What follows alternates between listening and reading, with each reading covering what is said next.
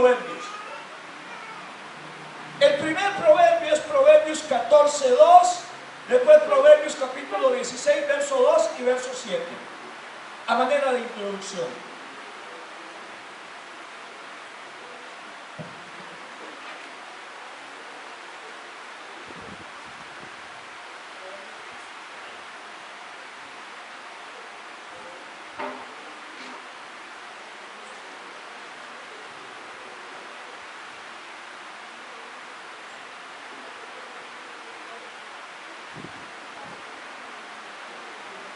Proverbios capítulo 14 verso 2 dice: hay camino que al hombre le parece derecho o le parece bueno, pero su fin es fin de muerte. Hay cosas que al hombre le parece que está haciendo bien, que no son tan malas, pero ese camino, el fin de ese camino es la muerte, es la perdición. El lenguaje actual, ese proverbio dice: hay cosas que hacemos que nos parecen correctas, pero al fin de cuentas no son correctas y nos llevan a la tumba. Cuando habla de la tumba está hablando de la condenación eterna, de la muerte. Proverbios 16:2. En otras palabras, cuidado con lo que nos hacemos, aunque no nos parezca malo. Caminos que al hombre le parecen rectos, pero su fin es fin de muerte. Proverbios 16:2. Proverbios 16:2. Todos los caminos del hombre son limpios en su propia opinión, pero Jehová es el que pesa los espíritus. ¿Te ha visto que la gente siempre tiene la razón? Todos. Van los abogados a la corte y este va a ganar porque tiene la razón y el otro va a ganar porque tiene la razón. Entonces, ¿quién gana? Al que el juez le dé la razón. Y así es la vida cristiana. Se puede creer que tiene la razón. El juez es el que da la razón. La Biblia es la que da la razón. Analicémonos, hermanos, porque casi siempre creemos que vamos bien, ¿verdad? Y Proverbios 16:7.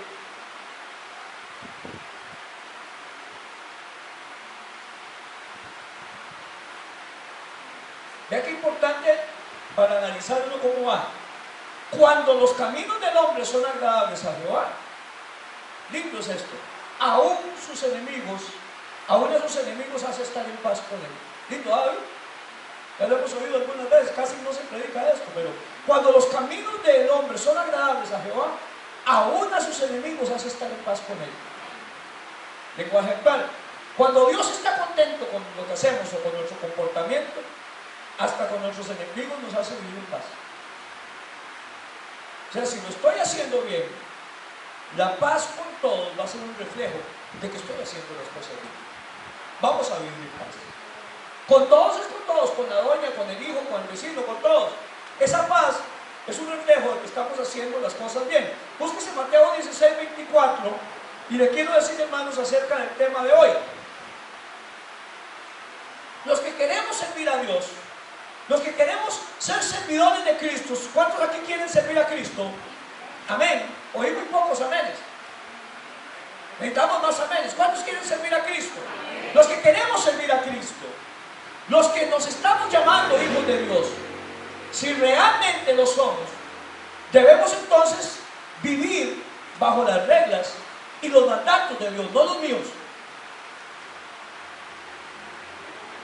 No siempre nos va a gustar y no será siempre el camino más fácil, pero sí siempre van a ser el más seguro. No siempre nos va a gustar, no siempre nos va a agradar lo que Dios nos dice, no siempre va a ser el camino más fácil, pero siempre, siempre va a ser el camino más seguro. Tomar decisiones guiadas por nuestros propios pensamientos, por nuestro parecer, porque a mí me parece, porque yo creo que está bien, puede llevarnos a la ruina total. Y Proverbios dice a la muerte. ¿Por qué quiero hablar de esto? Porque hay gente que las metas están extraviadas, hermano.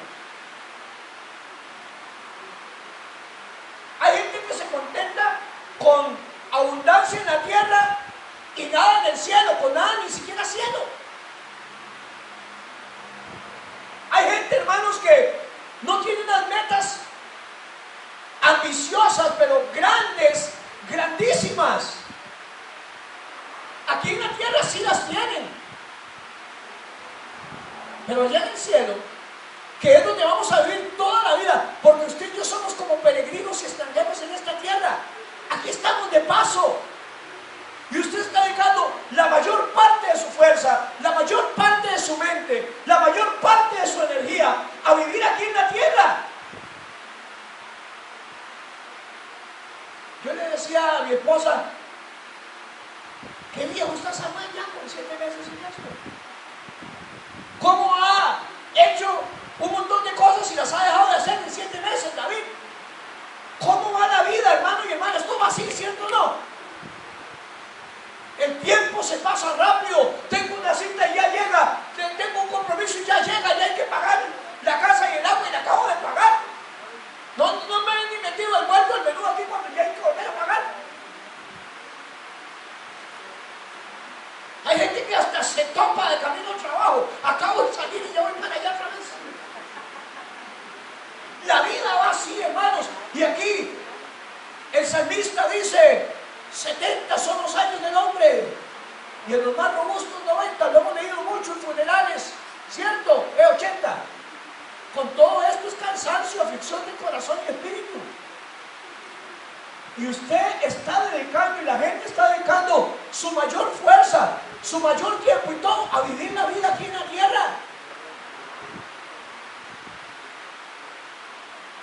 Qué lindo es la ilusión de tener casa, ¿cierto o no? Qué lindo cuando me dieron mi casa, Marina, y habité en mi casa, y cuando yo me pasé un 2 de noviembre y el 3 de noviembre amanecí en mi casa celebrando el cumpleaños de mi esposa, y Lili me dice: papi, ¿qué me va a regalar hoy? Y digo: todo eso, porque está aquí, se lo regalo todo. No había plata, había que comprar. Hermano, nosotros nos pasamos el 2 de noviembre y el muchacho que nos hizo la casa estaba pegando el servicio ahí, orando a Dios para que no nos diera diarrea en la noche. Pero era una ilusión, sin ventanas, sin puertas, con latas de zinc agarradas. El petrolero, como era en noviembre, las botaba, y yo tenía que levantarme a poner latas ahí, prensarlas con bloc. Se me torció la nuca, dijo un hermano, de estarme levantando a esas horas. Una ilusión, pero todo eso es pasajero. Me voy a morir, me voy a ir, va a venir Cristo, eso le va a caer al anticristo, o para que vendan droga, para lo que sea, igual que este templo. Pero tengo una morada allá en el cielo, asegurada. Porque allí no voy a vivir 70 años, ni 60, ni 80. Allí se llama eternamente y para siempre. La eternidad, comparado con lo que vivimos aquí, o más bien, lo que vivimos aquí comparado con la eternidad, es comparable a una gota de agua en un océano. ¿Qué le parece esa comparación? ¿Dónde estamos entregando nuestras fuerzas? ¿En dónde estamos invirtiendo, hermanos, para la eternidad?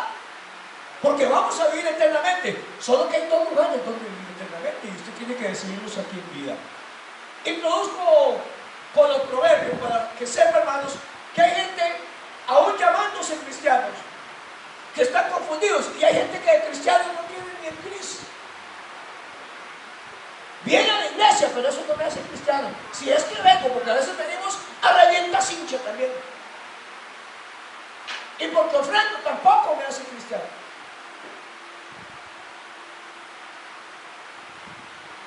Mateo 16, 24, 25 y 26.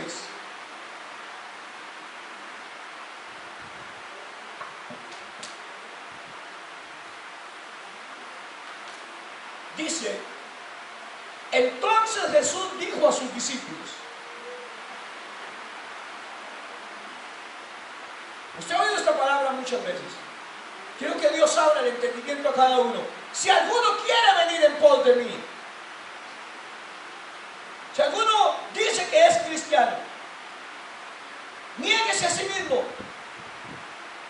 tome su cruz cada día, y entonces sígame. Pero no me siga hasta que se niegue a sí mismo y tome su cruz. Porque todo el que quiera salvar su vida, satisfacerse, que le vaya bien según su pensamiento, la perderá. Hay caminos que al hombre le parecen buenos, pero su fin es fin de muerte, va a perder su vida. Y todo el que pierda su vida o pierda lo que sea, por causa de mí, la hallará. Estamos bien, se nos olvida ese pasaje, ¿verdad? Y da algo que me inspira a predicar hoy. Porque, ¿qué aprovechará al hombre si ganare todo el mundo, pero pierde su alma? ¿O qué recompensa dará el hombre por su alma? Hay gente que solo de logros humanos puede hablar. Hay gente que solo puede hablar de dinero. Y las historias que te cuentan es de cuánta plata gané, de qué compré y el carro que cambié. Y a mí me gusta cambiar de carro, ojalá, ¿verdad? Siempre con uno más moderno. Y me gusta meterle a la casa y me gusta ganar bien, y a todos nos gusta, pero ese no debe ser el principal tema que sale de nuestra boca. Porque al fin y al cabo, Marina, ¿qué ganará el hombre si ganara todo el dinero del mundo? Si no tuviera deudas, pero pierde su alma. ¿De qué le aprovechará? ¿Qué beneficio puede tener con eso? Eso aquí en la tierra puede tener beneficios, pero está desperdiciando lo mejor de usted. Y pongo punto número 1, si somos cristianos, porque el tema es somos o no somos, y si somos cristianos, lo primero que tengo que hacer es negarme a mí mismo. Si soy cristiano, una y otra vez en la vida, Jesucristo nos enfrenta con el desafío que tiene la vida cristiana. La vida cristiana tiene un desafío diario.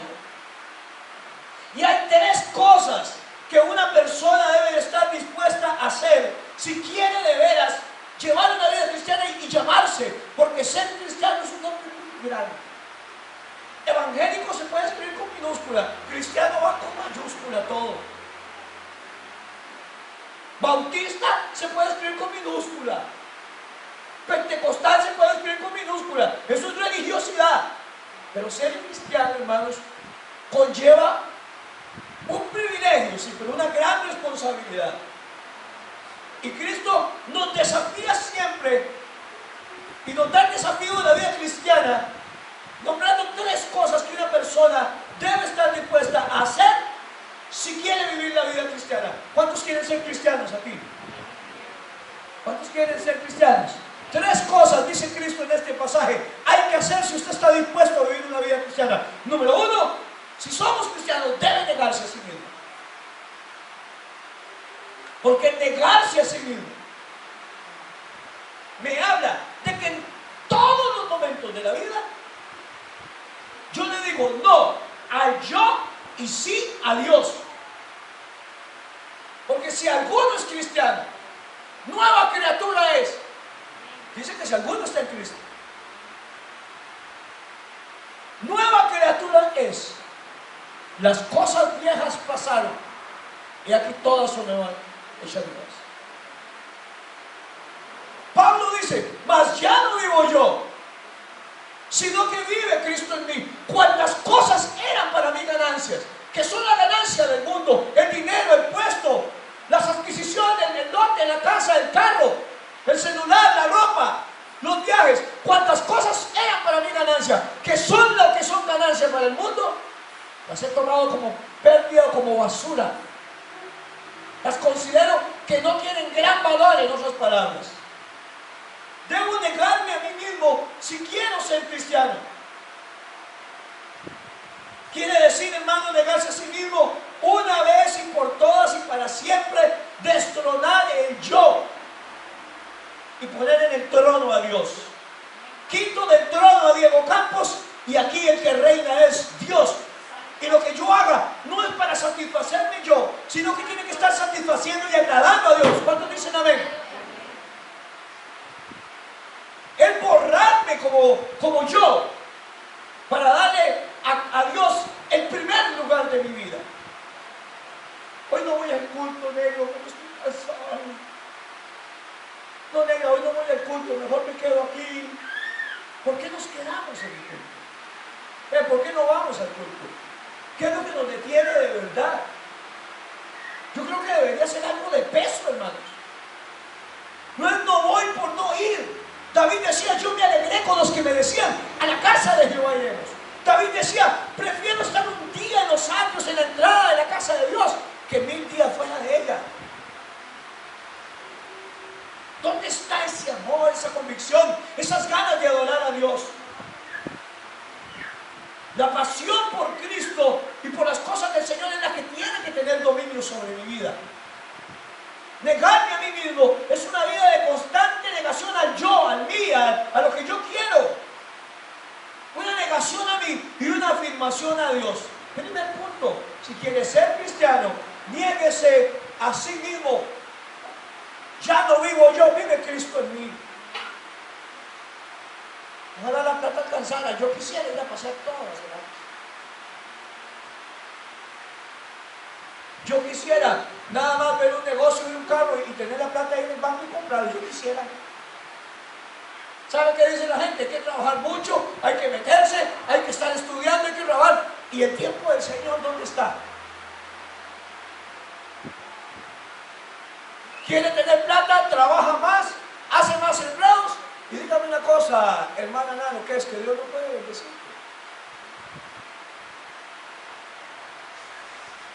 ¿De quién depende usted entonces?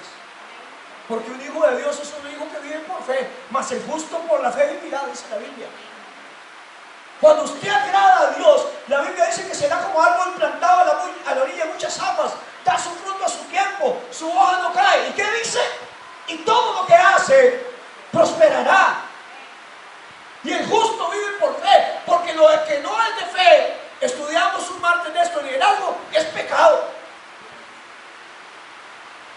Es que tengo que hacer esto porque todo está mal, porque las cosas no salen. Es que son caminos que al hombre le parecen rectos, pero su fin es fin de muerte. Porque yo puedo trabajar de más y meter extras sin descuidar las cosas de Dios ni de mi familia.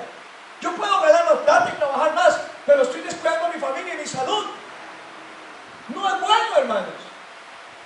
Porque usted está sembrando para la carne, para vivir bien aquí en la tierra. ¿Y cuántos años cree usted que va a vivir aquí en la tierra? ¿Qué ganará el hombre si ganara todo el mundo, Marina, pero pierde su alma? En otras palabras, yo siempre digo, ¿para qué confites en Crunchy en el infierno? Lo segundo que todo cristiano tiene que estar, dice Cristo, como requisito es cargar su cruz. Y Lucas agrega cada día. Es decir, hermanos, todo el que se llame cristiano debe asumir la carga de un sacrificio. Aunque las entradas no den. Miren, hermanos, yo conozco gente que admiro y aquí en la iglesia, gracias a Dios, tenemos. No todos, pero sí tenemos gente de sacrificio. Gente que ha peleado horarios de trabajo para servirle al Señor y Dios nos ha honrado. Eso le pasó a Alex y a Julio. Presentamos la renuncia, no nos estamos congregando. ¿Y qué pasó? Les cambiaron el horario. Marina aquí ha venido con las botas de hule y el chaile del domingo porque venía de hacer un jardín, pero de ahí se vino para el culto. Ahí tuvo que chanearse y pintarse y todo y después venirse para el culto. Ejemplos que conozco, pero yo sé que aquí hay varias gente muy carga, pero hay otros que no. Se me quebró una uña y no puedo ir al culto porque no puedo ni pasar la Biblia y la tiene en el teléfono, que nada más de hacer así con la llama del dedo. Es que tengo una gripe y fueron 2 estornudos lo que se tiró, pero no puedo ir. Yo siempre he dicho de que me convertí enfermo en la casa, enfermo en el culto, mejor no ir al culto, si no es grave, ¿cierto?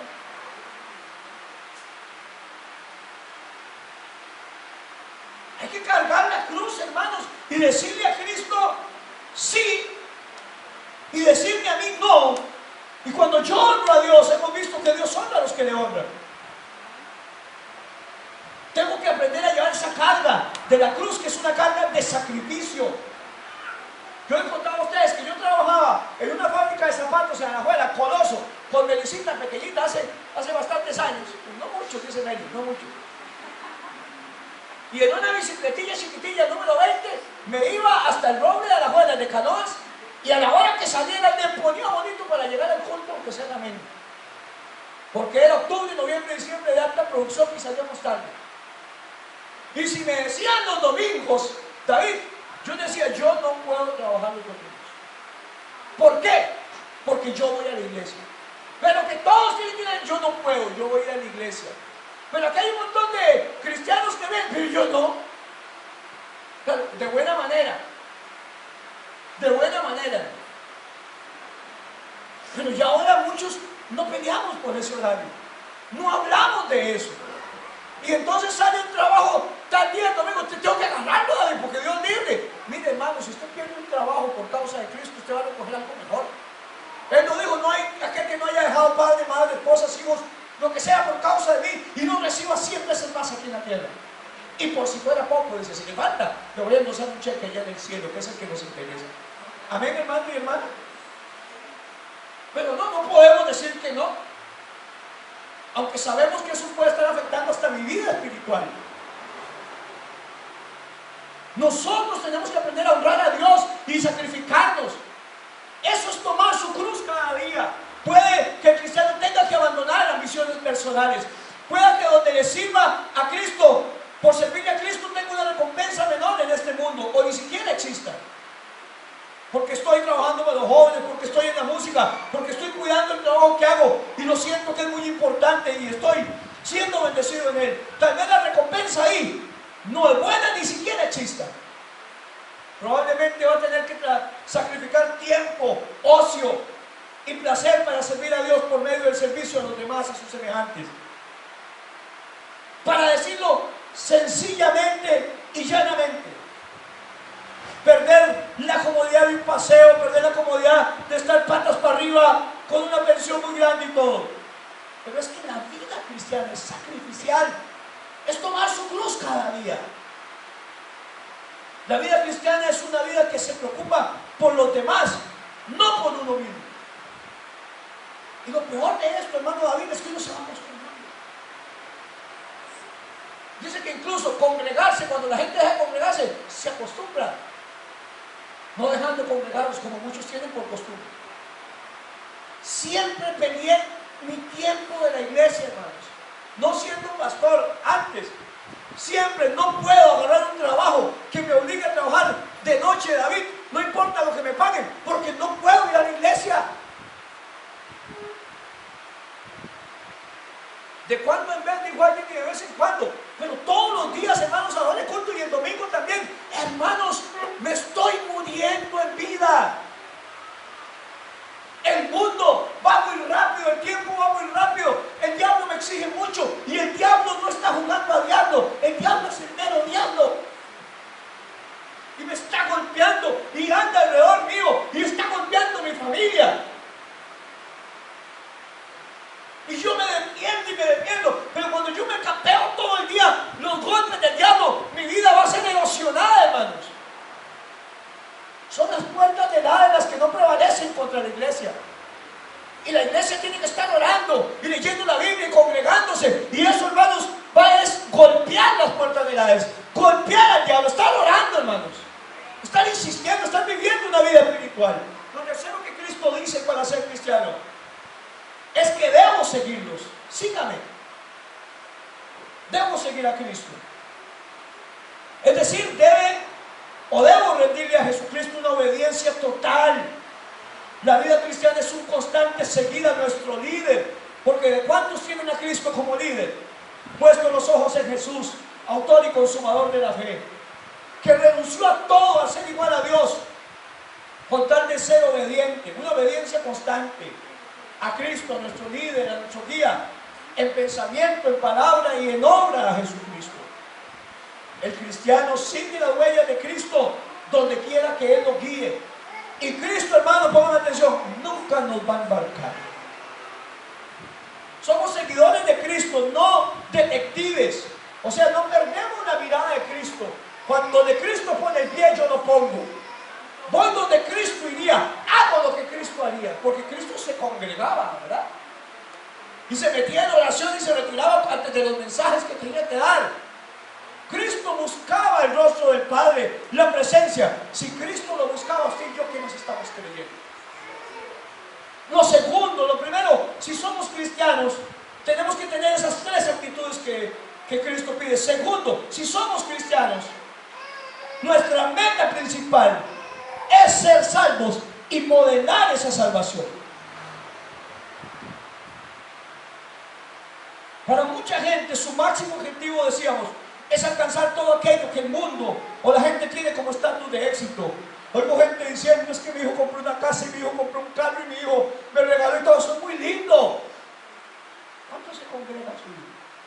Bueno, una vez al mes cuando se acuerda. Pero da muchas ofrendas. Yo soy testigo, tengo un caso en la mente, da muchas ofrendas. Eso es el cristiano.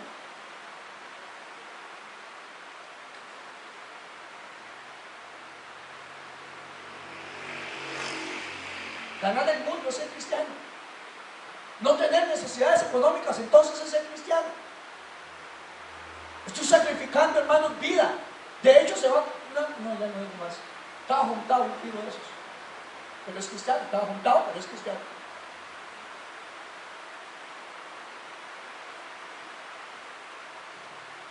Si somos cristianos, nuestra meta principal no es ganar todo el mundo, es ganar nuestra alma. La gente sale a predicar de 12 en 12 y llega, Señor, los demonios se nos sujetan en tu nombre. Señor, en tu nombre echamos fuera demonios, los enfermos sanaban. Y Jesús dice, sí, qué bueno es eso. Pero más bien, alégrese de que vuestros nombres estén escritos en el libro de la vida. Si usted levanta muertos y echó fuera demonios y la gente se sanaba, pero va para el infierno, ¿qué sirvió tanto conflicto? La gente solamente le llama a eso éxito, y ese es el éxito como estatus. Pero para mí el éxito es ir al cielo. Eso es éxito, hermanos. No hay plata que compre eso, no hay millones que compren eso. La gente le cuenta solamente logros materiales que ha alcanzado. Hablan de casa que tienen, del carro que compraron, del aumento de salario, los muebles nuevos, etc. Pero ¿cuál es el costo espiritual que eso conlleva? Dejar mi servicio a un lado, o ni siquiera hacerlo de la mejor manera, no poniendo el corazón en lo que estamos haciendo. Eso es éxito. Esto es agradar más a los hombres que a Dios. ¿Y qué dice la Biblia? Si yo agrado más a los hombres, si yo busco más las cosas de este mundo, ya no sería un siervo de Dios. Porque ¿qué ganará el hombre si ganara todo el mundo y perdiera su alma? Tengo resueltas mis necesidades materiales, pero las espirituales están por el suelo. Está mal enfocado, está mal encircuitado ese cristiano. La respuesta a esta pregunta debe ser básica en nuestra vida y trascendental para nuestra salvación. El reino de Dios y su justicia, primeramente. Y esté seguro de algo: cuando usted se dedica a Dios, Dios se dedica a usted. Y todas las demás cosas van a ser añadidas. Hasta ahora, gente que vive solo pensando en metas materiales, lucho por ellas y tengo metas en ellas y no son malas. Pero ¿cuáles son sus metas en el Señor? ¿Cuáles son sus metas en el trabajo del Señor? ¿Cuánto lucho por ellas? Mateo 6:19, ¿cuánto las defiendo? En Mateo 6:19 al 21 la Biblia enseña. Mateo 6:19 al 21 la Biblia enseña. No os hagáis tesoros en la tierra, donde la polilla y el orín corrompen, y donde los ladrones minan y hurtan. Sino haceos tesoros en el cielo, donde ni la polilla ni el orín corrompen, y donde ladrones no minan ni hurtan. Porque donde esté vuestro tesoro, allí estará tu corazón. Y es algo que Dios nos pide, porque Dios no puede tenerlo, el corazón. Él dice, dame, hijo mío, tu corazón. Los verdaderos tesoros, entonces, según esta palabra de Mateo 6:19 al 21, son los que tengo en el cielo. Eso es éxito, no los que tengo aquí. Trabajo y acumulo con fuerzas para el reino de Dios, produzco para el reino de Dios, le doy lo mejor de mi vida al reino de Dios, mi tiempo, mi fuerza, mi salud, a Dios y a su reino. Eso es cosechar y guardar tesoros en el reino de los cielos, donde yo estoy produciendo más, trabajando más, dando más rendimiento. Allí estoy poniendo mi tesoro y poniendo mi corazón. ¿Estamos, hermanos? Mi corazón debe pertenecerle solo a Dios. Donde yo esté dando lo mejor, allí estoy poniendo mi corazón. ¿Cuántos alaban a Dios? ¿Cuántos creen que Dios trabajo? O que me aumenten de Dios. Tercer punto, si somos cristianos. Salmo 121.1. Salmo 121.1.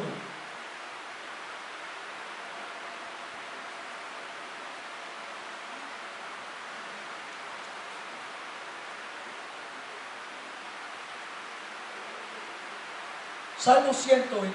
Deberíamos saberlo. Hay un cántico. Alzaré mis ojos a los montes. ¿De dónde vendrá mi socorro? Mi socorro viene de Jehová, que hizo los cielos y la tierra, y no dará tu pie al resbaladero, ni se dormirá el que te guarda. He aquí, no se adormecerá, ni se dormirá el que guarda a Israel. Ya lo leímos. Alzaré mis ojos a los montes. ¿De dónde vendrá mi socorro? Ya usted lo sabe. Hay que saber la respuesta a esa pregunta. Alzaré mis ojos a los montes. Hay gente que lo dice, alzaré mis ojos hacia el norte. Voy para Estados Unidos, ahí se resuelve todo. Yo creo que el Dios de los dólares bendice en colones también. Y para ir usted a Estados Unidos, como un amigo no está allá de la iglesia libre de los valles, nada más se fue, no le dijo a nadie, ni el pastor ni nada. La doña trabaja limpiando casas, él trabaja, no sé si en jardines y en un restaurante en la noche. Si usted agarra 2 trabajos aquí, Alex, de 14 horas, usted tiene que hacer plata. O si usted trabaja 14 horas aquí, 8 le pagan y 6 horas. Irse para allá uno, llegar del trabajo a comer comida enlatada y a calentar. ¡Qué diferencia! Dijo mi madre, cuando usted llega aquí, calladillo, lo que sea, y la reina le tiene aquella comidita calentita, ¿va a decir? Caserita. ¿Para qué confites en el del infierno con pisucas? Mi socorro viene de Jehová, dice. Alzaré mis ojos a los montes. ¿De dónde vendrá mi socorro? Mi socorro viene de Jehová, que hizo los cielos y la tierra. Y no sé si en su Biblia aparece, pero en la mía aparece cántico gradual, ¿verdad? Cántico gradual es porque pertenecen a varios salmos que son consecutivos, son salmos de adoración. El Salmo 120, 121 y 122 son la primera triada o una triada de salmos. Son salmos que los peregrinos cantaban cuando subían a Jerusalén, especialmente en las 3 fiestas judías que nombra Éxodo 23 del 14 al 17, como son la fiesta de los panes sin levadura, la fiesta de la siega y la fiesta de la cosecha. La de la siega es la de los primeros frutos y la de la cosecha es la del final de los frutos. Y cuando ellos celebraban esas fiestas, iban subiendo a Jerusalén, que está como a 750 metros sobre el nivel del mar, y ellos, además del 120 y 122, cantaban el 121. Y cuando iban para arriba, celebrando la fiesta de los panes sin levaduras, que recordaban su salida de Egipto, que fue tan rápida que no pudieron echarle levadura a la harina, sino que se llevaron la harina así y así comían pan sin levadura. Y durante 7 días tenían esa fiesta. Ellos iban cantando dentro de esos himnos este Salmo 121, y iban: David, alzaré mis ojos a los montes. ¿De dónde vendrá mi socorro? Mi socorro viene de Jehová. Y cuando celebraban la fiesta de los primeros frutos de la siega, igual: alzaré mis ojos a los montes. O sea, gracias, Señor, por la siega, por los primeros frutos que me garantizan que así va a ser. ¿De dónde vendrá mi socorro? Y cuando subían a la de la cosecha, la del final de la cosecha, alzaré mis ojos. Hermanos, en otras palabras, cualquiera que sea mi situación, bueno o mala, alzaré mis ojos a los montes. No es a lo que pueda invertir, no es agarrar más extras, no es a mi estudio, no es a mi capacidad, es a los montes, porque mi socorro viene de Jehová, y Él es el que hace los cielos y la tierra. Amén, hermanos. Eran salmos de confianza, salmos de agradecimiento, que se cantaban cuando se celebraba a Dios. Si somos cristianos, entonces sabemos qué hacer en caso de adversidad. ¿Y qué hago en caso de adversidad? Porque yo voy a saber qué hacerlo. Primero, hermanos, levanto mi mirada a Dios. no al dinero, a los negocios, no al estudio, no a mi capacidad. Cuando yo estoy en la adversidad, lo primero que hago, porque debo saber qué hacer en la adversidad, es levantar mi mirada a Dios.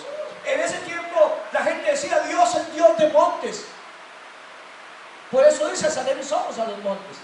La gente dice: claro, ellos pelean en los montes, por eso ganan. Vengan a pelear aquí al lado para ver si ganan, porque Dios es Dios de montes. Y en el plano que estamos viendo también, Dios es Dios de montes, pero es Dios en todo lado. Dios es Dios cuando tengo plata y cuando no tengo plata. Dios es Dios cuando tengo salud y cuando no tengo salud. Dios es Dios cuando tengo una entrada y cuando no tengo ninguna entrada. Alzaré mis ojos a los montes, y puede hacer la pregunta o respuestas: ¿de dónde vendrá mi socorro? Puede hacer una pregunta, puede hacer una afirmación: ¿de dónde vendrá mi socorro? O ¿de dónde vendrá mi socorro? De allí, de Jehová, allí voy a alzar mis ojos. ¿Cuántos alaban a Dios?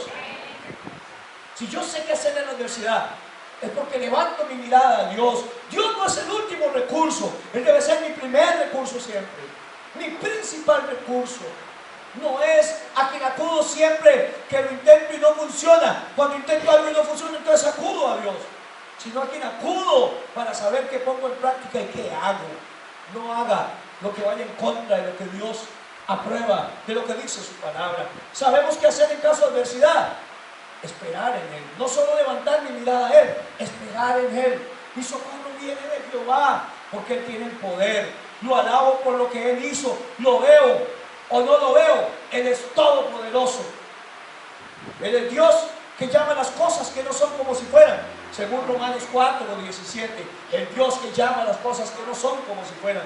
Dios, no yo. La gente dice: el cristiano llama las cosas que no son como si fueran. Mentiras. Dios que llama las cosas que no son como si fueran. Dios, no yo. Acordarme de sus promesas, de sus ayudas, es esperar en Él. El salmista en el 103, Salmo 103, verso 2 dice: bendice alma mía Jehová, y no olvides ninguno de sus beneficios. ¿Está bien, Rosa? Que Dios nos ha bendecido antes. ¿A cuántos Dios ha sacado de apuros? ¿A cuánto Dios le ha salvado la tanda? ¿A cuánto Dios ha sanado a alguien? ¿A cuánto Dios les ha provisto un milagro? ¡Amén! No sea malagradecido. Bendice alma mía Jehová, y no olvides. La memoria es terrible, traicionera. Ninguno de sus beneficios. Alabado sea Dios. Traer a la memoria todo lo que Dios me ha ayudado, y por lo tanto me da la confianza que hoy también me ayudará. Cuando yo traigo a la memoria todo lo que Dios me ha ayudado, eso me va a dar la confianza de que hoy también me va a ayudar, porque me ayudó antes. Y puedo decir: de peores me ha librado Jehová. Amén. No debo traicionar a Dios por una adversidad, por un mal momento. Lo alabo por esos beneficios y los repaso. Mire, Dios me ayudó cuando estaba en esto. Cuando no tenía que comer en mi casa, Dios proveyó. Milagrosamente alguien me dejó algo en el corredor. Yo nada más me levanté y ahí estaba su provisión. Cuando no tenía plata para pagar la casa, Dios mandó gente. Cuando no tenía desayuno, llegó gente a desayunar y traía el pan y hasta una ofrenda. Dios es bueno. Y hoy, porque estoy un poco tallado, Dios me va a abandonar. Ninguno. No puedo olvidar sus beneficios, porque el que me benefició hace años, hoy me va a beneficiar también con su mano poder. ¿Qué tengo que hacer yo? Alzar mis ojos a los montes, no tomar mis decisiones, consultar a Dios y honrar a Dios con mis decisiones. No tomo decisiones apresuradas, y menos si estas están en desacuerdo con la palabra de Dios. No importa si para todo el mundo es normal, no importa si pareciera bien a los demás. La única norma de vida, dije, es su palabra, por la cual debo conducirme. En otras palabras, debo de ser cristiano. Si alguien llega a venderme algo ahí medio dudoso, o el parroquiano es medio dudoso, o sé que es choriciado, aunque lo esté necesitando, no se compra. Francisco, ¿se oyó bien? Dije, ¿se compra o no se compra? No se compra. ¿Saben que yo oigo a cristianos? Ya son evangélicos, hermanos. Si yo no lo compro, alguien lo compra. Todo el mundo lo hace. Perdón, todo el mundo lo hace, yo no. Cuando para avanzar en un trabajo o ganar más salario, debo hacerle leal a alguien o maquillar resultados, entre paréntesis, mentir. Cuando me incomoden con horarios o actividades en el trabajo o estudio, debo hacer valer mis principios, las cosas por las que tengo pasión. Es que se ha perdido la pasión por las cosas de Dios. Se ha perdido la pasión por el servicio. Hoy estoy agradando a gente en cosas de la vida. Estoy cosechando más para la carne y para las cosas de la vida, que no son malas, pero me estoy enredando en ellas. Y ninguno que milita se enreda en los asuntos de la vida. Ya lo leímos, ¿verdad? A fin de agradar a aquel que lo tomó por soldado. Cosas de la vida como el trabajo, como el estudio, como compromiso, son buenas, no son malas. No se enreden, que no le quiten el tiempo, que no minimicen su tiempo y su calidad de tiempo, sobre todo al Señor. Debo preguntarme, ¿qué estoy dejando por Cristo? Si realmente estoy dejando algo por Cristo. Me convierto en una persona que se conforma solamente en cumplir ciertas cosas. Voy a la iglesia a veces sin ningún compromiso y sin pasión por lo que hago. No soy un miembro de la iglesia fiel ni nada, que realmente sienta el peso de la iglesia y la congregación de sus planes. ¿Se preocupa usted, hermano, por lo que pasa en la iglesia? Si todo está bien, si salimos con los gastos o no. Hoy en día, hermanos, estamos dejando más cosas de Dios, de la iglesia, que cosas del trabajo, del estudio, de compromisos. Dejamos más cosas de Cristo que lo que estamos dejando por Cristo. Nos dicen, usted de aquí en adelante a trabajar domingos, no hay ninguna objeción. El jefe me dijo, no, hermanos, hay que oponerse un poquito. Hay que hacer ver que yo necesito ese horario, que yo quiero ese horario. Ya no hay oposición, no hay objeción. ¿Sabe, hermano? Algo está pasando mal. Estamos perdiendo el norte, estamos perdiendo la visión. Cuarto punto, si somos cristianos, no podemos ser rebeldes a la voz de Dios.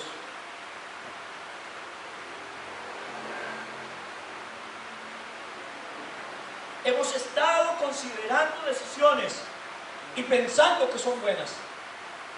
Buscamos a gente incluso que apruebe estas decisiones y comparta nuestros pensamientos con respecto a esta decisión. Así está bien. Pura vida, no está tan malo, no está tan fanático. Valoro mejor en mis caminos que los caminos de Dios, como leíamos en los proverbios al principio. Incluso minimizo mis decisiones, porque pienso y digo, no le estoy haciendo nada malo a nadie, toda la gente lo hace, no se fanático. No, hermanos. El que es perico donde quiera es verde, el árbol se conoce por sus frutos.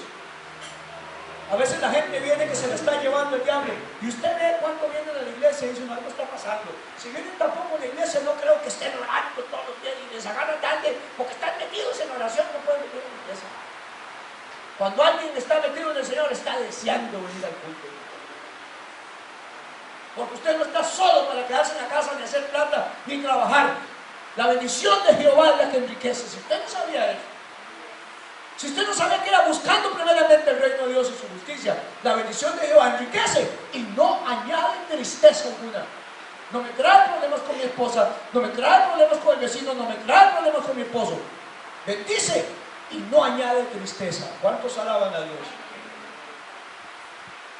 Proverbios 14:2, ya lo leímos.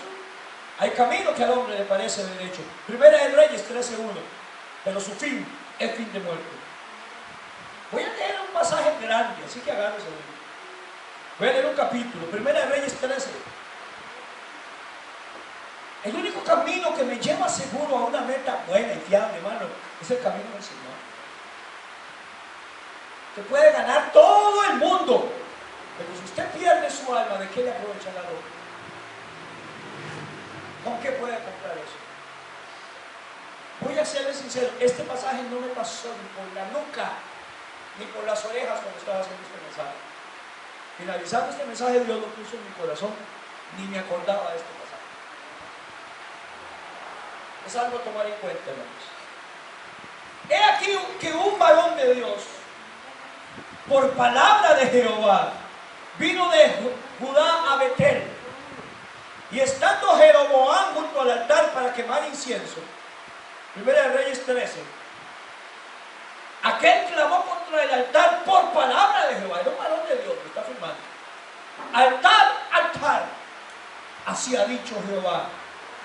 He aquí que en la casa de David nacerá un hijo llamado Josías, el cual sacrificará sobre ti a los sacerdotes de los lugares altos, que queman sobre ti incienso, y a ti quemarán huesos de hombres. Aquel mismo día dio una señal diciendo: esta es la señal de que Jehová ha hablado. He aquí que el altar se quebrará y la ceniza sobre él, que sobre él está, se derramará. Cuando el rey Jehoboam oyó la palabra del varón de Dios, que nadie sabe el nombre, no se hizo famoso, que había clamado contra el altar de Betel, extendiendo su mano desde el altar, dijo: prenderle. Mas la mano que había extendido contra él se le secó y no la pudo enderezar. Es que cuando usted es un hijo de Dios, usted tiene cuidado de todo, de todo. Y el altar se rompió y se derramó la ceniza del altar conforme a la señal que el varón de Dios había dado por palabra de Jehová. Entonces, respondiendo el rey, dijo al varón de Dios: te pido que ruegues ante la presencia de Jehová y ores por mí para que mi mano sea restaurada. Y el varón de Dios oró a Jehová, y la mano del rey se le restauró y quedó como era antes. Y el rey le dijo al varón de Dios: ven conmigo a casa y comerás, y yo te daré un presente. Uy, qué salva la fría. O sea, de que le sirvió a Dios también me van a dar plata. Pero el varón de Dios dijo al rey: aunque me dieran la mitad de tu casa, no iría contigo, ni comería pan, ni bebería agua en este lugar. Porque así me ha ordenado por palabra de Jehová, diciendo: vaya y dice esta palabra. Y Dios lo respaldó: pero no comas pan, ni bebas agua, ni regreses por el mismo camino que fueres. Regresó pues por otro camino, y no volvió por el camino donde había venido a Betel. Y moraba entonces en Betel un viejo profeta mañoso y espueludo, sin que tome nota del registro, eso no lo dice, al cual vino su hijo y le contó todo. Era un viejo profeta, todo lo que el varón de Dios había hecho que bien de él. Le contaron también a su padre las palabras que había hablado el rey, y el viejo profeta dice: este es un varón de Dios, es definitivo. Su padre le dijo: ¿por qué camino se fue? Sus hijos le mostraron el camino por donde había regresado el varón de Dios que había venido de Judá. Y él le dijo a sus hijos: ensilladme el asno. Y ellos le ensillaron el asno y él lo montó. Y yendo tras el varón de Dios, le halló sentado debajo de una encina y le dijo: ¿eres tú el varón de Dios que vino de Judá? Y él dijo: yo soy. Entonces le dijo: ven conmigo a casa y come pan.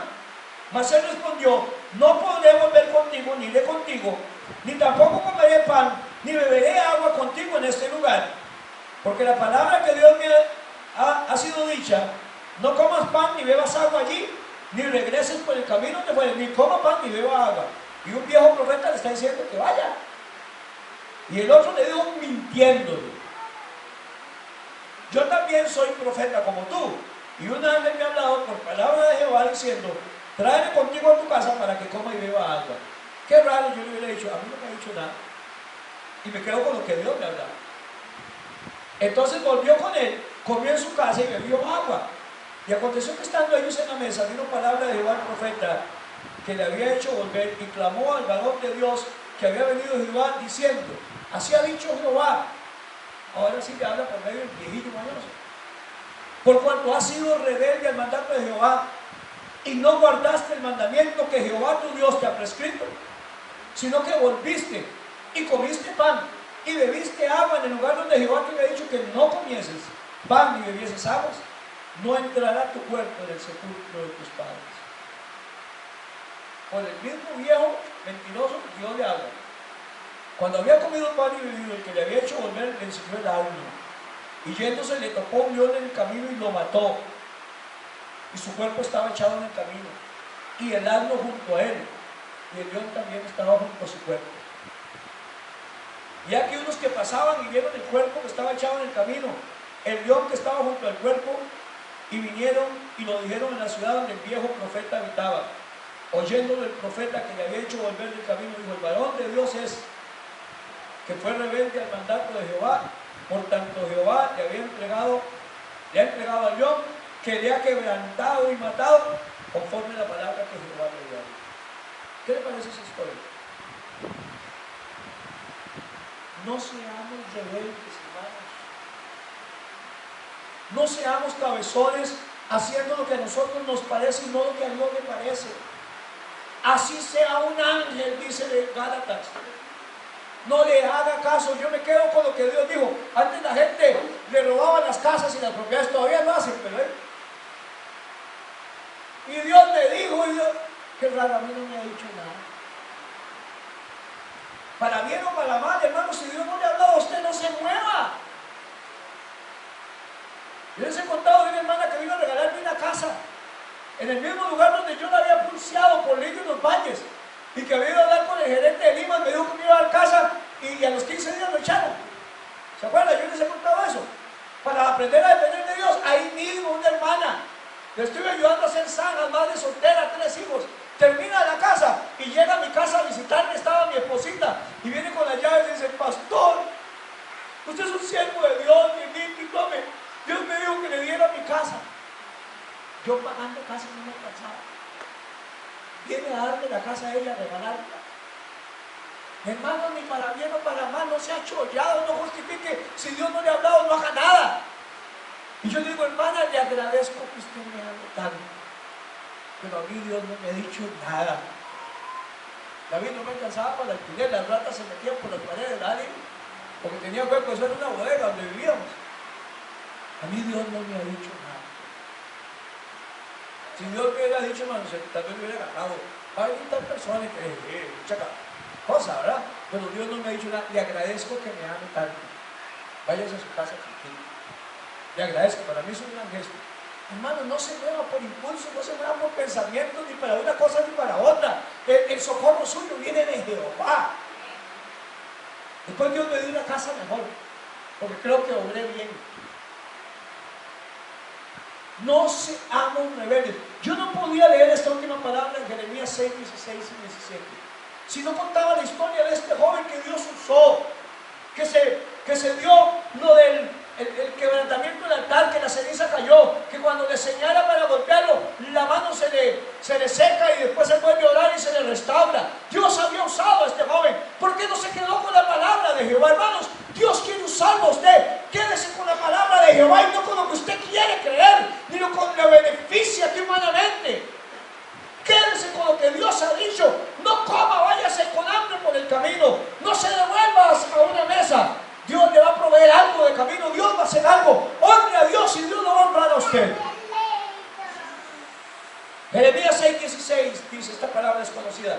Así dijo Jehová, y yo puedo decir que es palabra de Dios. Paraos en los caminos y mirad y preguntad por las sendas antiguas cuál sea el buen camino, y andad por él, y hallaréis descanso para vuestra alma.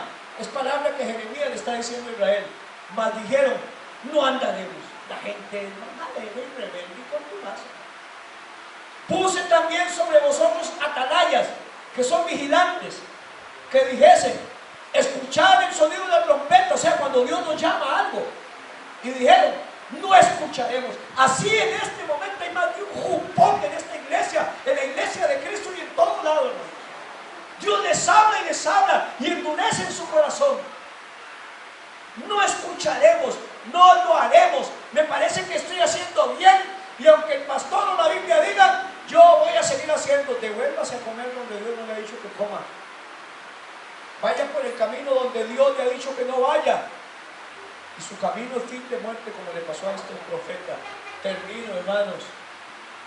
Hagamos caso a la voz de Dios. Como dice Jeremías,